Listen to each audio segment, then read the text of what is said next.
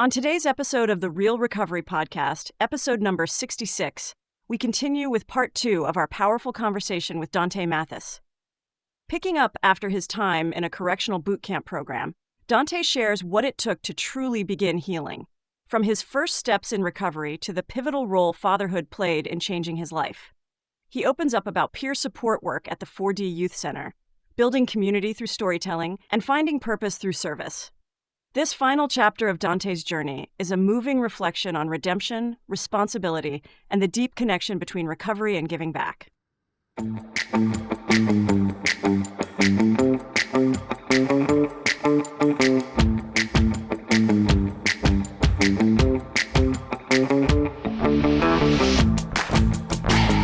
Hello, and welcome to the Real Recovery Podcast. I'm Julie, your co-host. On this journey of healing and transformation, together with my co-host Peter, we dive into the heart of recovery, sharing stories that resonate with courage and inspiration. That's right, Julie. Each episode is a new chapter in this vast narrative of recovery, and we're honored to bring them to you. But keep in mind, the perspectives you'll hear are for informational purposes only and may not reflect the views of the podcast or our partners.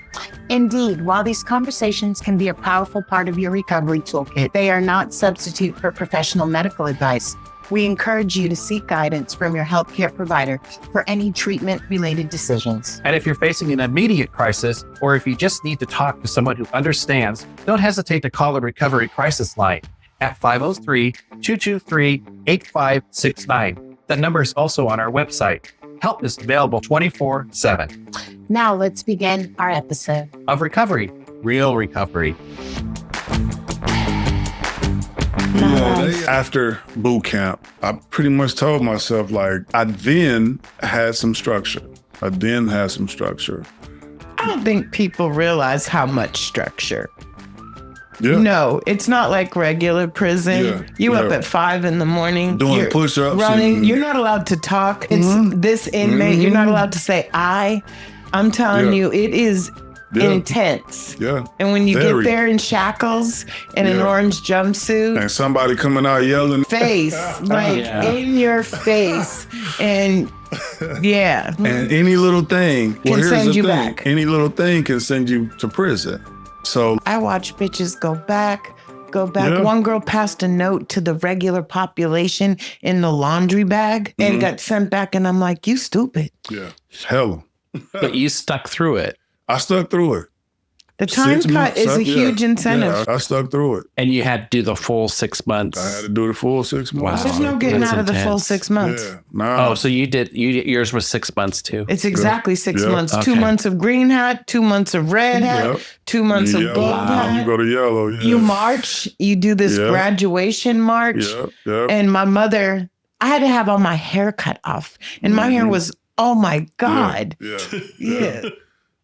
It's a humbling experience. You don't get to do. I think for me, people like the counselors and whatnot, they were on the fence of wanting to believe what I was saying because I said it, like I said, ever since it happened. Right. Ever since it happened. Now, mind you, you tell me, or you ask me, if somebody at the time was to ask me, okay, where you got the rest of the dope at?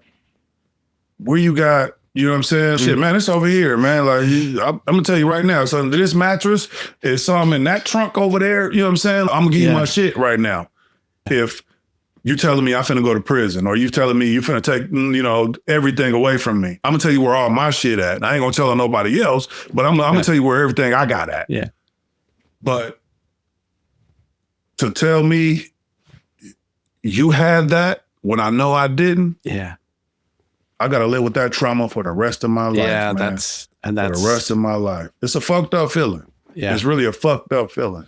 I think prison is a fucked up feeling. I hope karma got the officer his dues. One will never know. There's good cops and there's bad cops. I've seen both. Yeah. I've seen one lie at my sentencing. Yeah. And I've seen one try to make sure I never got jacked up and in trouble again. So I've seen it both ways. Yeah, definitely. It's just there's good people and there's bad people. 100%. Yeah, 100%. And maybe, just maybe, that man saved you. possible. I mean, not as trauma, but in a roundabout way, right? Mm-hmm. Being involved with the gangs. Well, you get to tell your truth. Yeah, most definitely. Most definitely. For the rest of your life. Yeah. So you have that. Yeah, no, most definitely. And with this podcast, 10,000 people will hear it. Maybe more. There you go. Just moving forward. I think the biggest thing for me, even at that age, was I'm a first-time father, and I didn't want to be away from my kid and whatnot. So I was trying to manage things. My way of trying to do things the right way was not selling as much dope, not using as much alcohol and weed as I was, although I was still doing it. I had one foot in the streets and one foot out. Got out? No, when I got out, it was different. Okay. You know what I mean? When I got out, it was different. Yeah. So let's just say moving forward, 2004. Let's say I got out in 2004. We were 10 years apart. Yeah. We're 10 years apart in age, too. Yeah? Yeah. That's crazy. That's what's up. So I decided, you know what? I'm going to do something different with my life. I enrolled in Chemeketa out in Salem. Love it. And I decided to take a juvenile correction certification. I wanted to just talk to juveniles about what I've been through, my story and whatnot.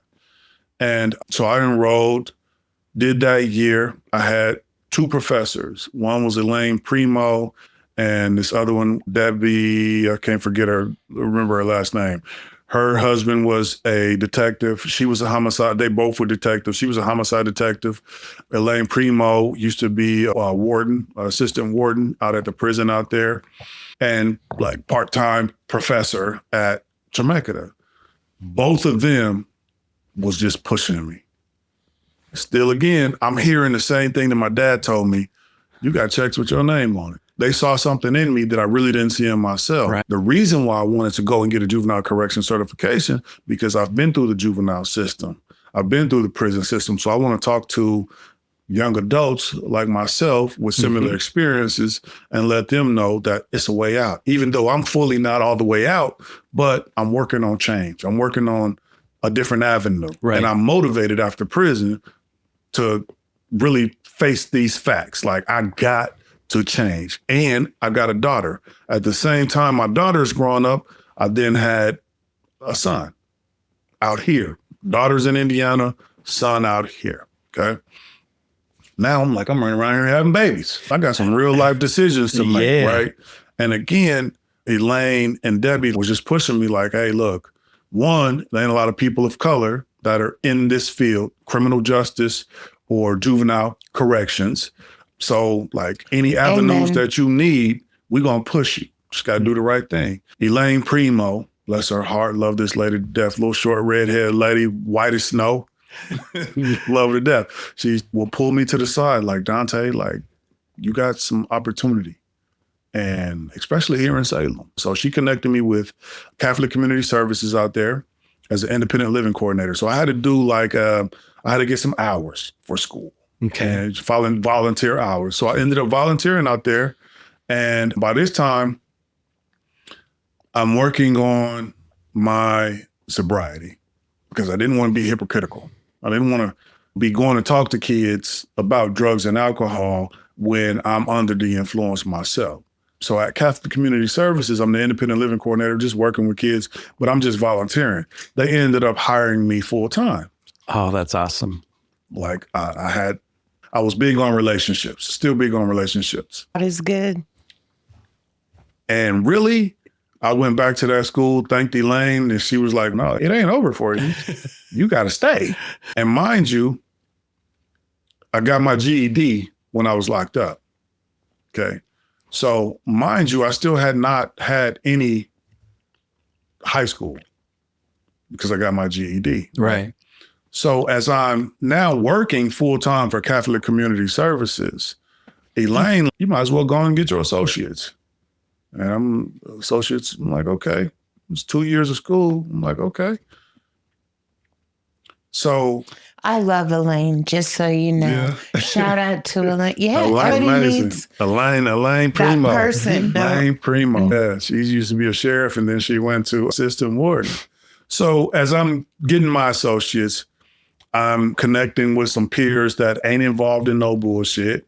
And we started a little rap group, started doing music and whatnot. And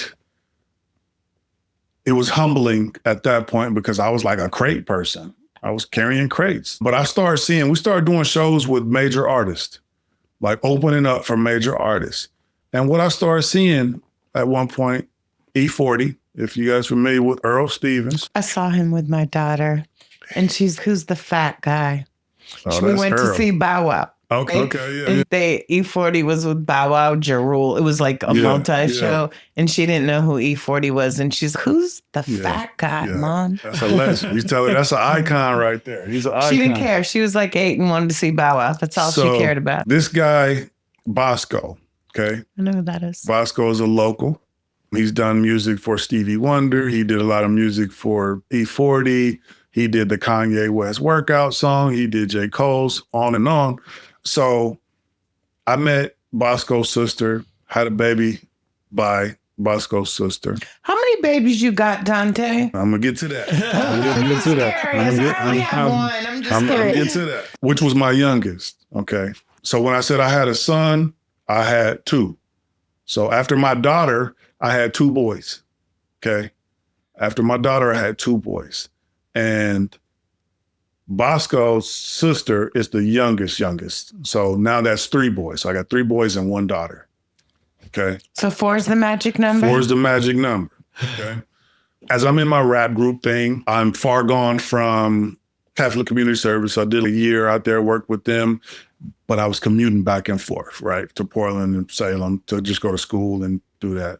For 2 years, actually, to get my associates. So I got my associates. But at this time, I'm like trying to build this career.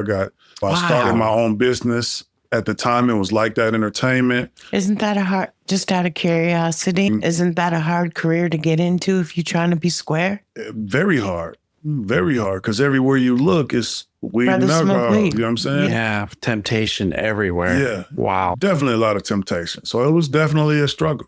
And from time to time, it was things that I was doing in moderation. You know what I'm saying? So it was from time to time, it was like I didn't miss an opportunity to smoke with somebody like E40. You know what I'm saying? I'm like, oh man, shit, yeah, pass that. You know what I'm saying? Let me hit that. But I'm not going to go and want to drive, or I'm not finna just You're not gonna smoke it deliver all. some You know what I weed. mean? I ain't finna be, now I'm finna go sell some shit. You know what I'm saying? It never triggered me like that again, ever. Oh no, I was legal from that point on. Here's my license. Were you actively seeking recovery at that point?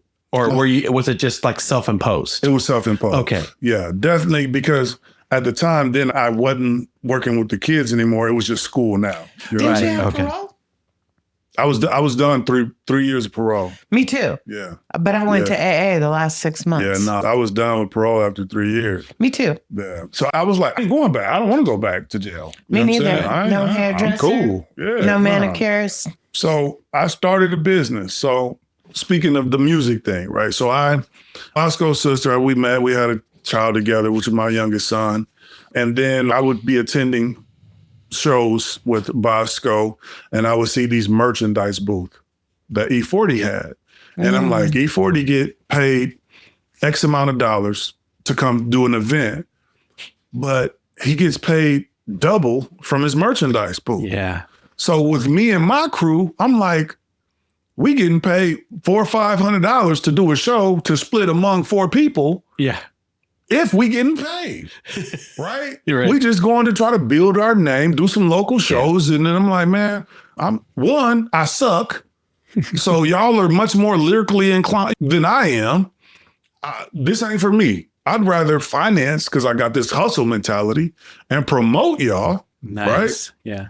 And build a business. So I started Like That Entertainment. And now I'm like, while you guys do the show, I'm going to build the merchandise booth. That's why the other email, the clothing. I'm going to get to that too. Okay. So we do shows. I build booths. Let's say we get paid among 4 people, $1,500 to do a show. I'm printing shirts. Let's say I print, 200 shirts, $20 a piece is $2,000. Right? Yeah. I'm like, this is where my money at. Yeah, absolutely. And I'm going to promote the artists. So I became a manager of a few artists and I started promoting them.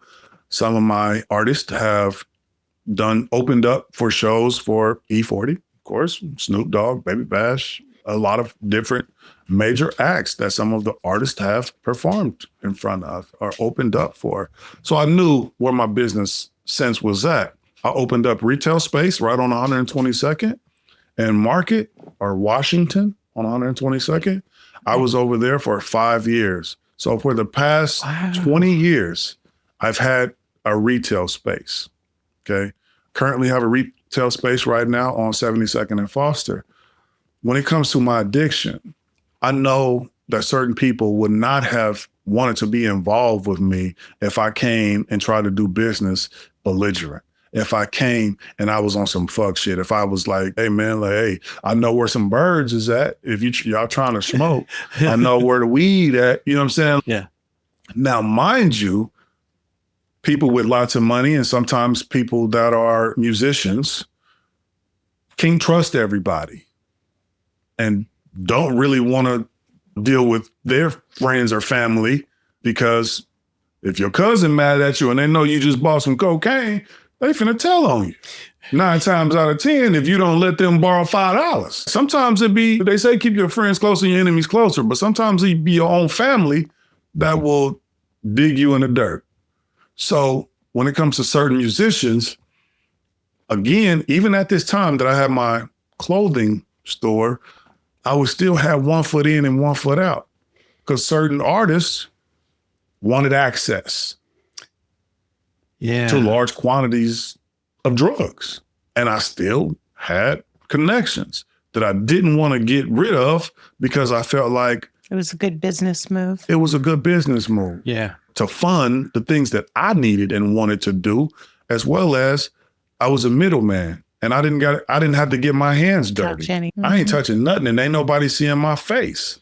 So I still had that mentality, even though I had a degree now as an associate and I got this business going. Yeah. So what a balancing act. It was definitely a balancing act, but I always felt like as long as I ain't getting my hands dirty, I'm not involved. And I'm gonna tell you, one of the worst things that I've ever done in my life, man, when I was really caught up in my addiction and caught up in being a dealer, was selling cocaine to my auntie.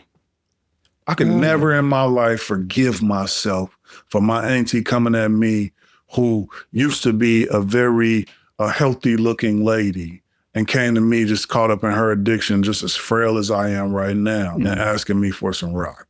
Wow. And I gave it to her because I was so caught up about that $50 that I didn't give a fuck that it was my auntie. Wow. I can never forgive myself for that. Yeah. Never in my life forgive myself for that. I don't know. I'm going to tell you, if she didn't get it from you, she getting it from somebody else. And that's exactly what I felt. Mm-hmm. That's exactly what I felt. As I'm older now, though, I realize not only was I caught up in my own trauma, so she was too. Yeah. You know what I mean? She was too. Now we see each other, whether it's at family reunions or the death of someone, we hugging each other. But so I got my store going on. Like I said, I'm still a plug to some. So I haven't really cut that off. As my kids start growing up, it's a whole different ball game now. Whole different ball game. Because I got the mamas calling me, even though we fighting, not involved. Your kid is drinking. Your kid just took these pills. Your kid just did that. Your kid just, so 12 years old, okay? I'm so caught up in my addiction at this time with my son like that. And at the time, my kid's mom was caught up in her addiction and we just bump heads. And I don't want to be around her or the kid. She don't want the kid to be around me. So I was out of my kid's life. I didn't see my son, Junior, okay? I saw my other son, Dontae, but I didn't see my son, Junior, until he was 12 years old in a coma. Oh. Okay? Right up at Emmanuel Children's Hospital, the auntie called me and said, your son up here, come and see him. I didn't get the information that my son and his mom were getting high together off of tranks. And that's what pushed him in a coma. So when I get to the hospital, everybody's scattering and lying. And this is the first time that I've ever laid eyes on my blood, my seed. Wow. Everybody's scattering. I'm trying to figure out what the fuck going on. Why is my son in a coma? And some of the friends and the auntie that were there were like, yeah, they trying to figure out who can go to the house right now and get the rest of the pills. That's what they trying to do. Wow. And sounds like DHS and they're the people, all the resources are involved now. So from that moment on, I told myself, I ain't never gonna let my eyes off of my kid. Fuck what the mama talking about. Fuck what we got going on. Because I came up there under the influence to see my son. That was my turning point. Wow. I was high as fuck. When I got that call, I didn't even think it was real. The auntie called me. Was like, yeah, probably want to come and see Tay. He up at the hospital. And I said, what? She said, yeah, he up at the hospital. And that's all she said. And hung up. And I was so high at the time. Like, I had just drank some whiskey. I had smoked a couple blunt. Like, man, did this bitch just say my son was at the hospital? I'm going to take this opportunity right now for the first time in my life. I'm finna go see him. But a part of me was like, shit, I was so angry with the mama. Fuck that. She could deal with it. As much as she didn't fuck me off or call the police on me or made allegations, you know what I mean? And I'm like, my mind at the time was so fucked up in the head. Addictive thinking, yeah. That addictive thinking, fuck them. Yeah. They ain't been calling me. I've been trying to reach out. Ain't nobody. I said, I'm going to stop being selfish. I'm going to go see my boy. And I went up there and I got a picture. And I took a picture of him. And I turned around and said, what the fuck did y'all do to my son? The nurse like, please calm down. Who are you? I'm the dad. I'm senior. Okay. From that moment on, I will say what was drinking and smoking continuously every day turned to, and this is something that I tell my kids now, like my kids at my school, to reduce the usage. Doesn't happen overnight. So what was an everyday thing now became an every other day. Then every other day became once a week. Then it became, I'm straight. I smoked weed to get off meth, and I'm not ashamed of it. Yeah. Because one versus the other. The lesser of the evils. Exactly. It worked. Yeah. And the doctor told me, good job. And yeah. And yeah. So after I saw my son at the hospital in a coma, I stayed the night up there for 2 more nights. He was up in this coma and no shower, no nothing. He got out of the hospital. We had a safety plan. He came home with me. We had a DHS process. I ended up getting custody of my son and with a promise to everybody involved, hey, I'm going to change my shit and I'm not going to do drugs with him like his mama was, you know what I mean? So I ended up getting custody. I can't even imagine. And he was... the mom. Yeah. I'm just saying. Yeah. He was doing good for a while, but the brother was struggling, his older brother. And they are part Native. And this is not like a stereotype, but they got that Native blood, right? And alcohol was their go-to and pills were their go-to. It was a struggle for both of them, just in and out of detention, curfew. One time my son left my house and was gone for a few days, lost his phone in a drunken stupor, like belligerent somewhere. And I was just happened to driving down by Powell Park. And I was going to O'Reilly's over here one time several years ago. And I was driving down Powell Park and saw this kid with this little goofy little walk. And it was my son at Powell Park, ripped shirt, ripped pants, high off of meth, high off cocaine. Wow. Was dragging a bag of cans. I got out the car, walked over to where he was because I couldn't park right there, and sat there and talked to him. Like, hey man, like I ain't seen you in a couple of days. I lost my phone. He's giving me a story. Put your shit in the car. You know how to get home. And he like, Honestly, I forgot. Oh, I forgot to get home. He was that far gone that he forgot to get home and been living in Powell Park right up the street. Got him home, cleaned him up, he did something. I think he got caught with a gun, got on probation. This was several days, a couple of weeks after or whatever. And then they connected us with POIC. So he was doing a drug and alcohol over there. And they had a parenting class over there. So I wanted to participate in the parenting class. And he was supposed to be going for himself. And I wanted to show up for him. So I started attending the classes with him. And as I was attending the classes with him, he was more open. He felt like he could be transparent, although he was shy sharing his experiences.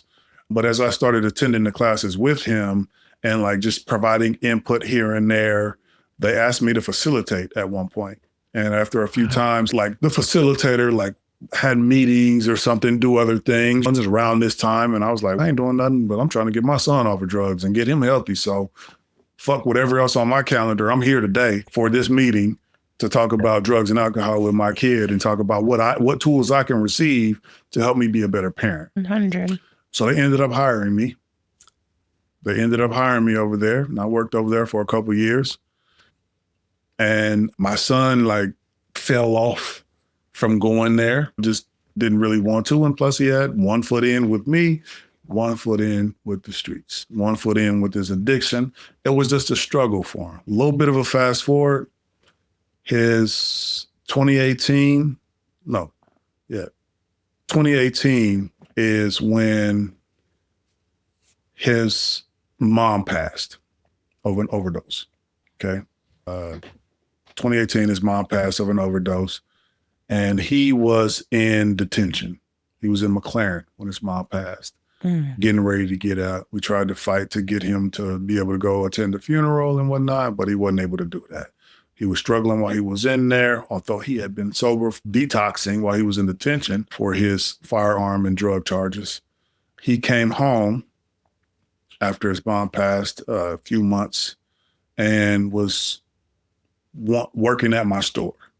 So I got a retail store, print t-shirts, do web and logo design.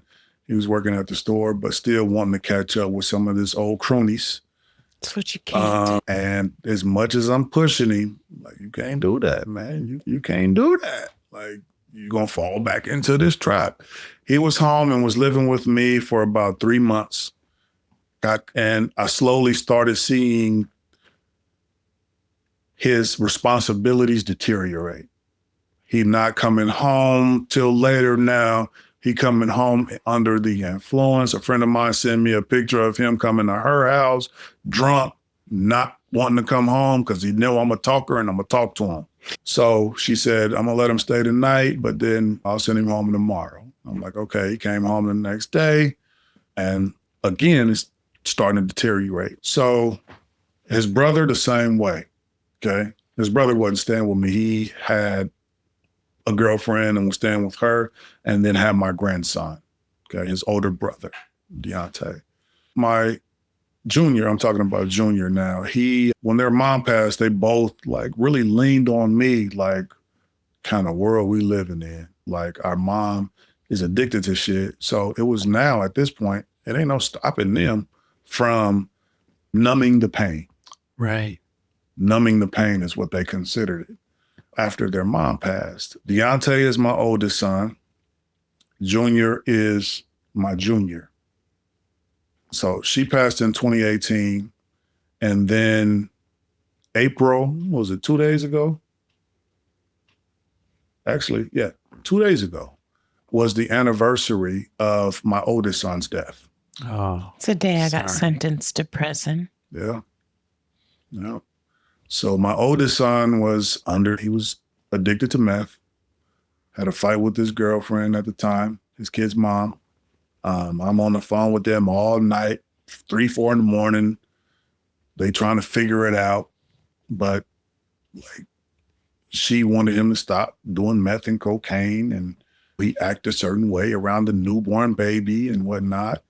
And it was about 1 in the morning, 2 in the morning, where she called me and said, he dead.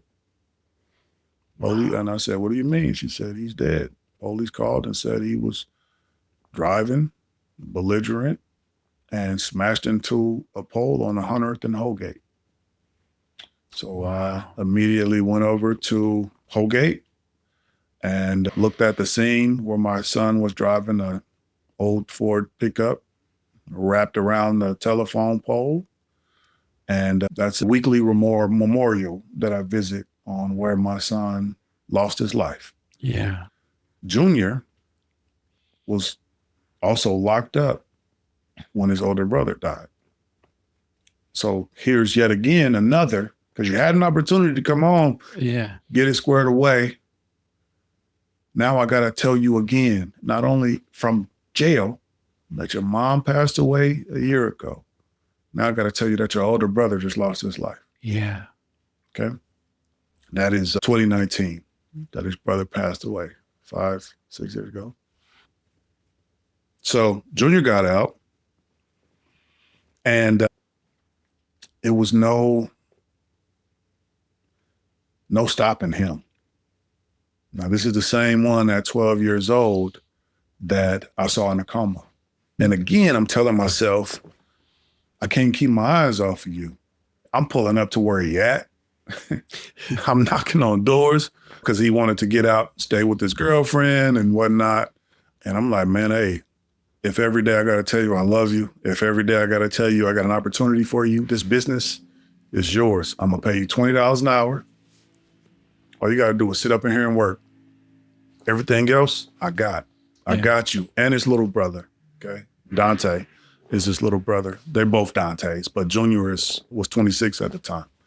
Dontae is 18. I got you. I'll pay you $20 an hour. Just take care of the shop. I got no family here in Oregon. It's just me. My family left. Yeah. It's just me. And my family left, and I decided to stay because I had a business going on at the time. I was touring at the time. I was a musician at the time. I was managing artists at the time. Yeah. I stayed so I could financially support my mom, who left Oregon to go be back home in St. Louis. Like I said, it's like a third world country. So I stayed just to be able to have financial opportunities here. Yeah. And Junior was starting to get it. He was working again a little bit. He was more caught up in the women after his release. And now I'm seeing the things that me and his mom, because she was an addict and I was an addict. And they say fruit don't fall too far from the tree. I ain't blaming her, and she wouldn't blame me. We both would say we was two fucked up individuals. Can I tell you, same thing, but I was honest with her, like at a young age. My daughter is blessed. She's never seen me high, but her dad died of a drug overdose. And I'm really lucky because she did have that structure, kept her locked down between sports, Girl Scouts, basketball, tournament ball, spring ball. Like, she didn't have time. Yeah. But a year ago, she doesn't drink all the time. When she drank, she drank. Yeah. And one day she was coming to my house to use my shower, and she owns her own condo. This kid's a good kid. And I'm like, why are you using my shower? Go use your own towels. And she said, I already used all the hot water.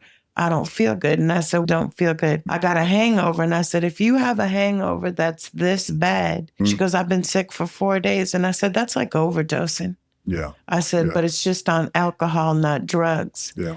And luckily, and I've always told her, you're born of two addictive parents. And alcoholism is hereditary, especially to the boy or the only child. Yeah. And she went to treatment on her own, thank God. Yeah. And I always say, and I tell Peter this, I've had so much money, but the biggest blessing to me is this kid want to go to another chance to a meeting with her mom on Tuesday nights. Seriously. Ain't and that like, something? You can't pay for that. Yeah. Yeah. Because I hear your story, and one, I'm sad. I only have one child. I only got one chance. Yeah. And I never fucked around after boot camp. I was scared. Yeah. Yeah, scared. And I'm still scared. And I'm glad. And I have all these rules. I have a list of rules from here to Mount Hood. If you fucking around, I don't fuck with you. I don't put myself in situations. But Yeah. No, that is, my heart is heavy. Yeah. Really heavy. Yeah. No, it's definitely, like I said, back to that fruit don't fall too far from the tree. Like we don't realize the impact that we have, even like that hereditary part, on our kids or our seeds until we see them grow. And we like, oh, he walk or she walk just like me. Yeah. You know what I mean? This he girl, look or she look same thing. just like me. I think just when it comes to addiction, we don't assume that our kids are going to follow the footsteps that I actually didn't think it was going to happen. Yeah. This kid never got in trouble, never did anything wrong, working 13 years in a row, graduating from college, buying her own place. I really didn't think it was going to happen. Yeah. And it does. And it did. I think just moving forward. So Junior was living in Las Vegas with my ex. He did another little stint for firearm. He was good with the firearms. It's the most time. It is. They gave him like 2 years, 3 years. That's not bad, actually. Yeah. So he paroled to my ex out there in Vegas. And he's trying to work and trying to change things around. And okay, that's cool. And she called me one day and was like, he tripping. He been dipping into my alcohol and I've been talking to him and I think he need to come see you. Now, mind you, I ain't seen him since he's been out of prison. So it's been like 2.5 years since I seen him because I usually go visit him and whatnot. So I think he need to see you. And I said, don't send him to Portland. Because he ain't got the money to come. So I'm going to get him a ticket. I'm in London right now, and he's there with the girls we consider his sisters. And I'm like, shit, tell them to whoop his ass. Because his sisters don't take no shit. And there's 4 of them, but 3 of them was there. One of them was in somewhere with her husband in the military, but it was 2 of them that was there. I'm like, shit, tell him to jump him. Because he ain't going to do nothing to them. He going to talk some shit. But they love him like he loves them. But the mom just didn't want him there with the girls because he had gotten back out of prison and back into drinking. And drinking for him is a problem. So she was like, he said he wanted to come see you. He said he wanted to come and see about, because we was talking on the phone. He's like, yeah, I'm ready to come work now. I'm like, okay, let me figure something out in Vegas first. I got it pre-approved on a house out there. I'm like, hey, I'm ready to come out there just because I didn't want him to come here. I'm ready to come out there with you. And I'm giving them the scoop. Hey, call this realtor and I want you to go check out these properties. You know what I mean? Letting them see, okay, my dad is coming out this way because we finna make it happen out here. I will pay somebody to run the business and fund whatever activities we doing out there. And then I'll get a job out there and whatnot. And he like, shit, okay, let's do that. Yeah. So he was anxious to get out here because he has some girls that he ain't seen in a while. And he's like, I'm going to come out here first. I'm going to come out there first. And It's amazing how that works.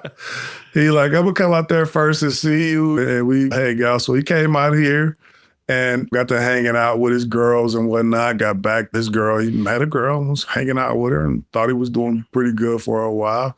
And again, that liquor.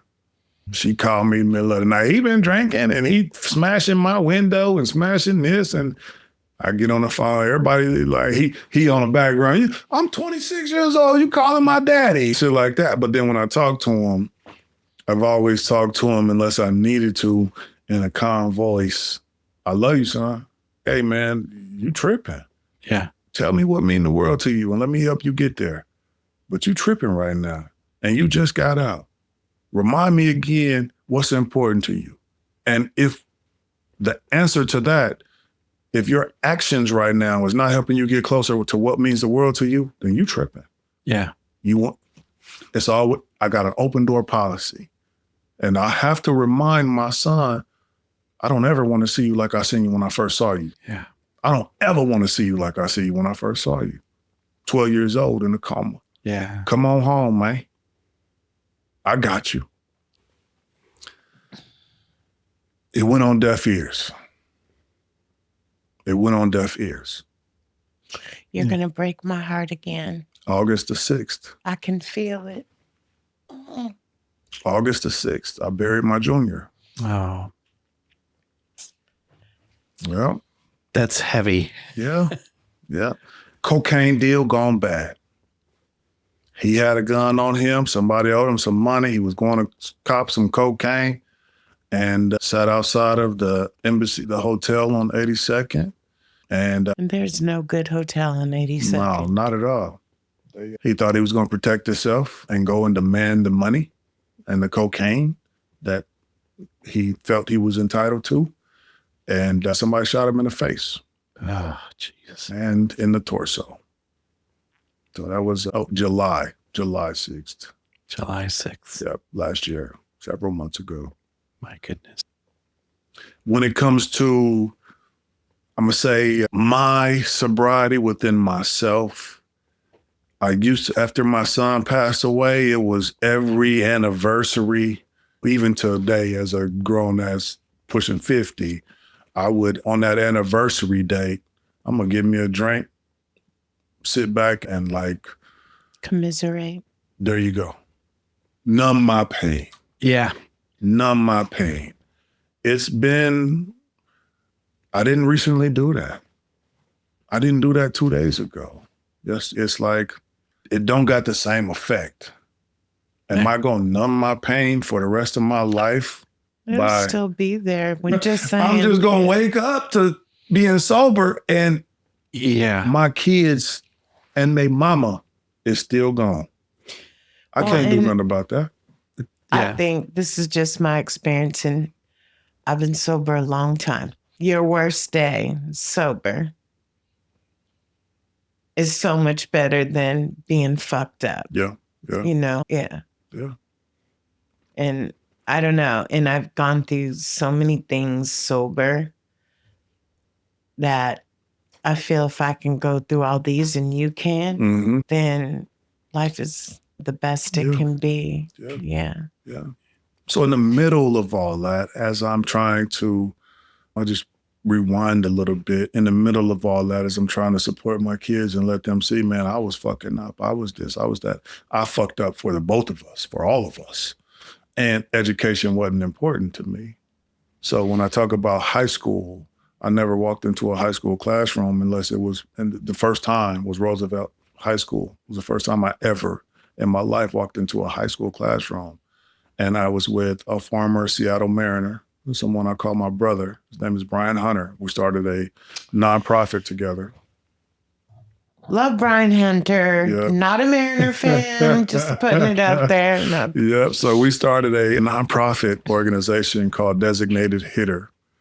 And I like that. We traveled pretty much the Western coast, teaching baseball to kids, raising funds for kids. That programs have been closed, like art programs, and like they didn't have funding for electronics, iPads. We raised money for iPads.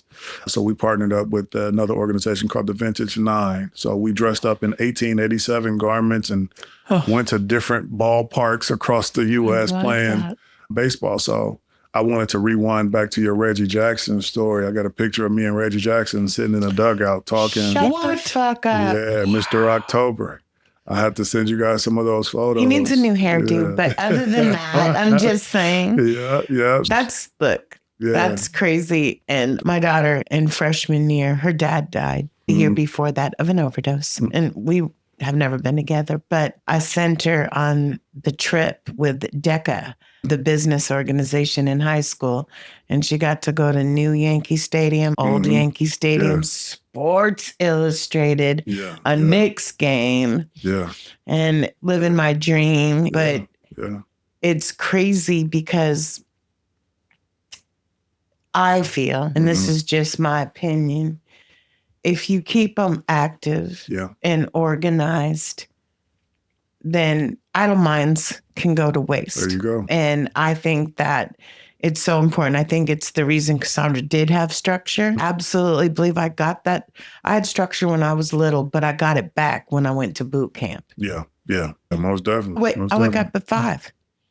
Like, See, I need have that woken routine. up at 5 since boot camp. I opened up Spring Call Center for years. My routine lasted a little bit, and then it was like, wait, I ain't got to be to work till 8? Shit, I'm waking up at 7:30. Yeah. I went to the Y, to the transition out of prison program. Okay. Yeah. And I ran the waterfront for months and months. Yeah. But I missed running with the platoon. Yeah, it was some good stuff. I took some gems. Definitely took some gems out of that. But I couldn't wait to tell you about that Reggie Jackson.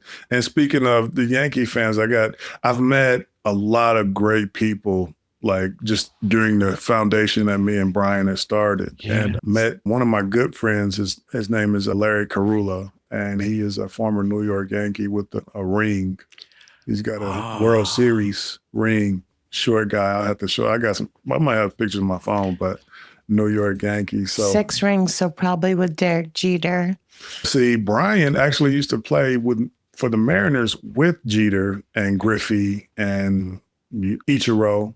He's like the prince of the Mariners right now. So like when we go to the Mariners games, it's like we don't wait in no lines. We go up in the boxes and the booths. And how cool is that? I actually had my son there. We were there when Ichiro got traded in real time to the Yankees. Yeah. We saw Ichiro earlier that day with the Mariners uniform on, batting practice, warming up. Within 2 or 3 hours, and I got some of it on video. I actually have it on video. His first up to bat as a New York Yankee, I have on video, swear to God. Wow. Within a few hours, take the bat. Yeah, within a few hours, this guy had and everybody was like, what the? You can hear people in the background on this video. Hey, wait a minute. What's going on? Why is Ichiro out there? And then he comes on the jumbo thing, on the trot, as a New York Yankee, and people are like, what? Seattle the place being was mad. Uproar. It was in an uproar because nobody, just hours before, he was in a Seattle Mariners jersey. I felt like when, what's his name? He won the hitting contest and his dad pitched. And I loved him as a Yankee and they traded him to Seattle. Oh my God, I can't remember his name right now, but I was pissed he went to Seattle from the Yankees. It was vice versa. And I was like, yeah, now I know how it feels. Yeah. Again, in between, like I said, me just trying to work things out with my kid, I was in college. I was letting my kids know, like, I didn't take education serious. Just as a few years ago, I was working on my bachelor's degree. So I ended up getting my bachelor's degree in psychology and human development, and currently working on a master's degree in social work. This is all from a kid who didn't go to high school, never had a day of high school, and got an 8th grade education. And when it comes to my losses with the mother of my children and my 2 boys, let people know right now, like, I tell other people's kids what I can't tell my own. And hopefully I can give a hint of hope and inspiration to somebody to know I've did worse than both of my boys put together. And within that, I've been shot, I've been stabbed. You know what I mean? I know, I'm certain if I can do it, then the people that sit across my desk in that high school who've already made it further in their education than I ever did as a high school student. And can I tell you something in a roundabout way? I do believe God works in mysterious ways. 100. And he gave you more kids. Yeah. Like, I'm just telling you, he gave you kids to save. Yeah. And instead of 2, he gave you a whole bunch. And I know from Ashley, who I love, I always tell her how proud I am of her. Yeah, she's amazing. She's amazing. She is. She really is. And I tell her that the future is bright. And if you can get it at a younger age, what's your future going to look like? Yeah. No, definitely. And education is everything. It is. You know, it's the difference between making a living and not making a living sometimes, which is unfortunate sometimes. Yeah. But I will tell you, me personally, there's not enough of it for enough people. Yeah. You know? Yeah.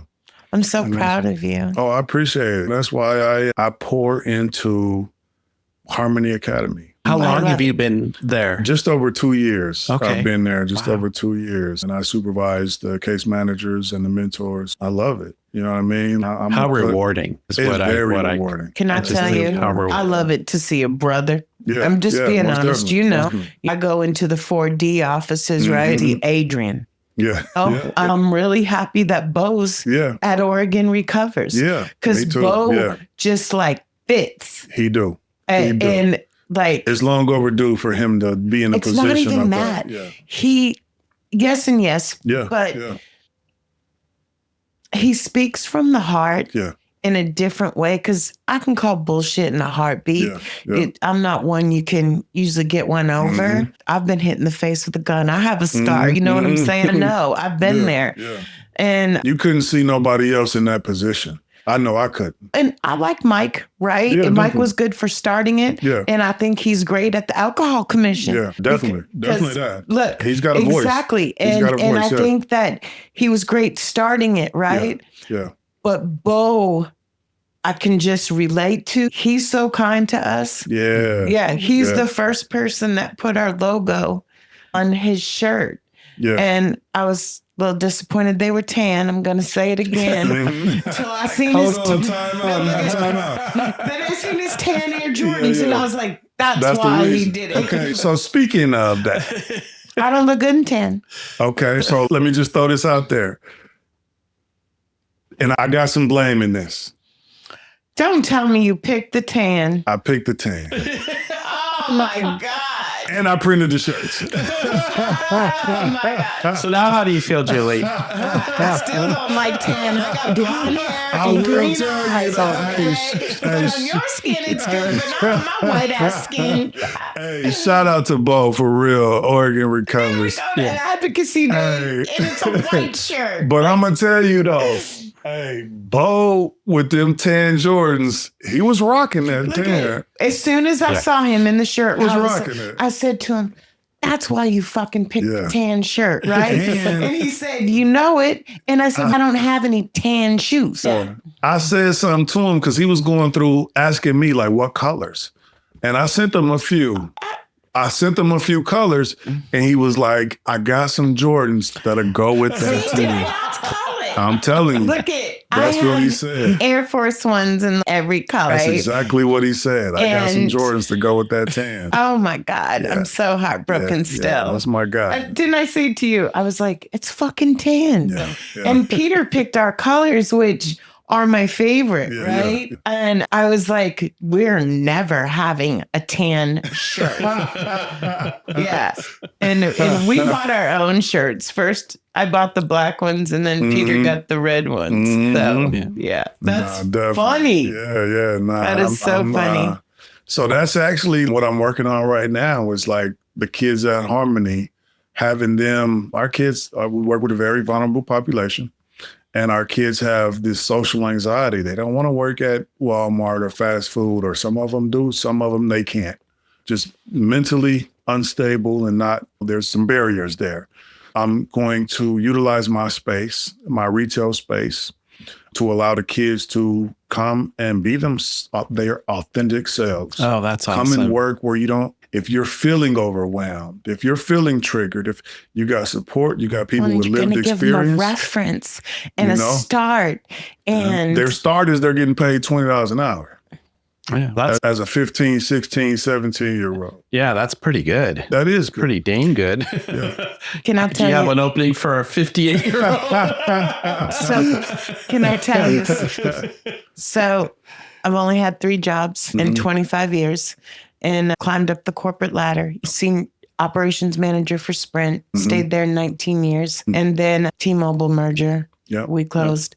And then I went to a company that we cannot discuss. And I stayed there almost 3 or 4 years.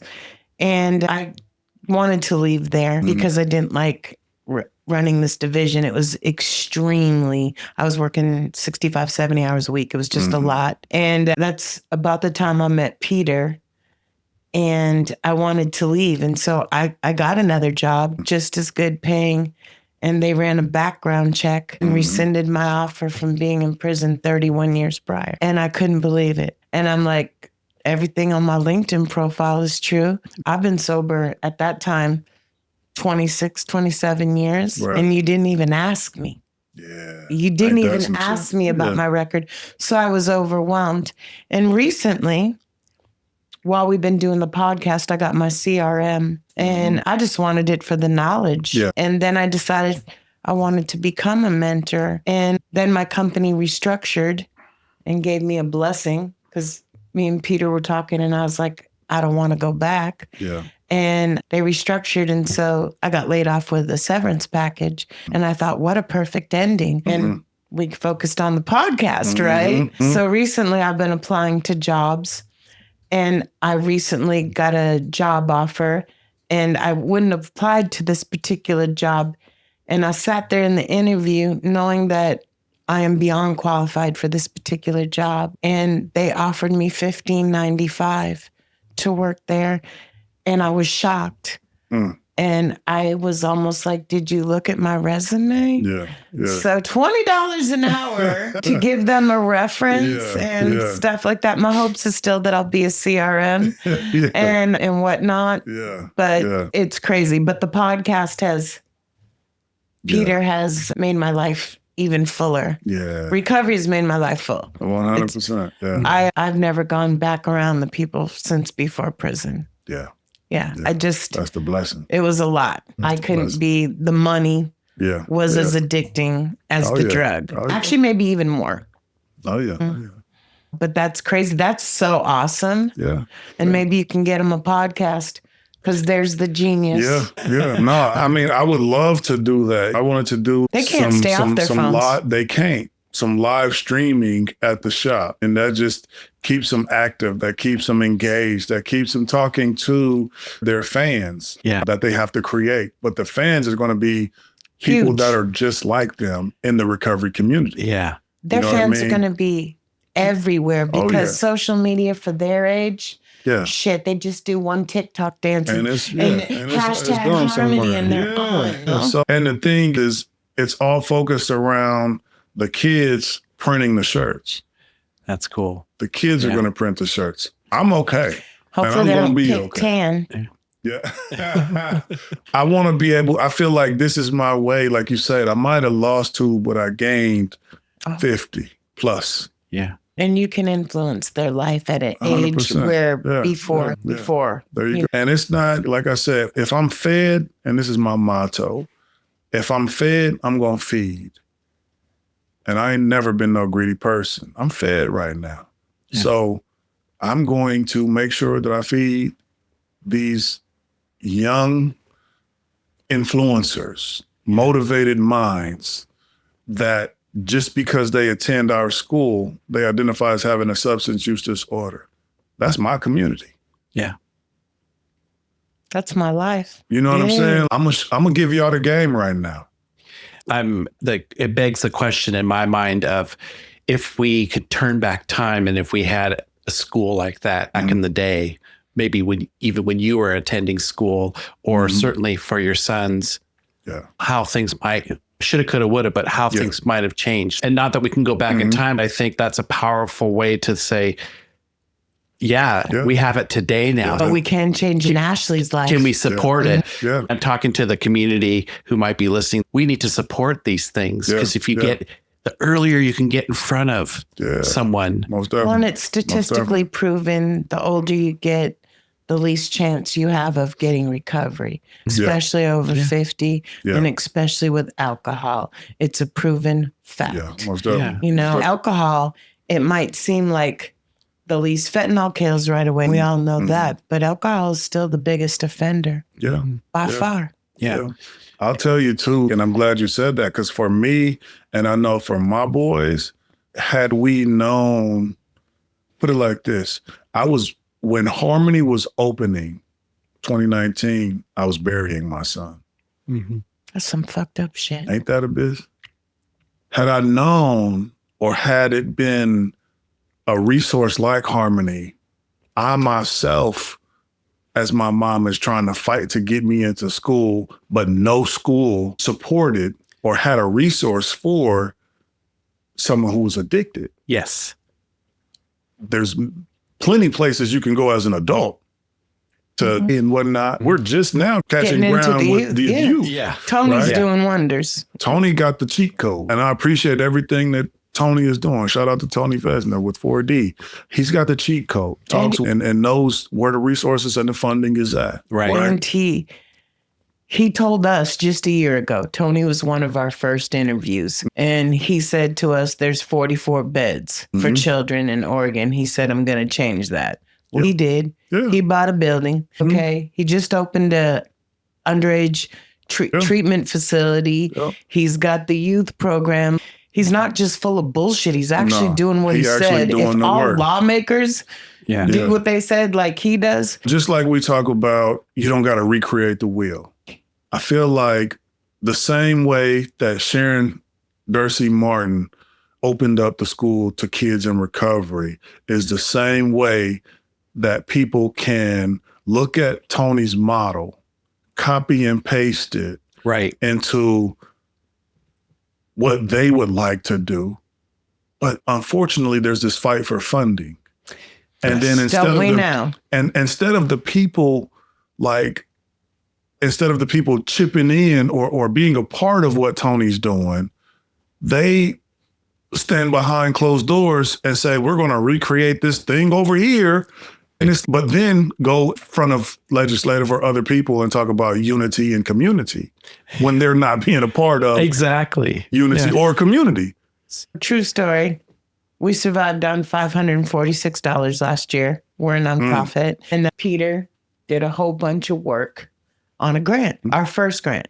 And I think got in good with the lady who's given the grant because he's asking for advice, doing the work back and forth. Just when we think maybe we'll get some funding, that grant gets pulled. So our first grant is yet to happen. The federal with the current administration. Pulled everything. So our first grant is to happen. And every time I look at these, what's being killed, I don't want to be political on here, but it's the services that are being hurt are the most important. There you go. Yeah. Yeah. So that's all I can say about it. No, I feel that. I feel actually, I go to Peter for political information. I'm going to tell you, Advocacy Day was one of my first things. Don't watch the news. Yeah. It hurts me. Yeah. I don't.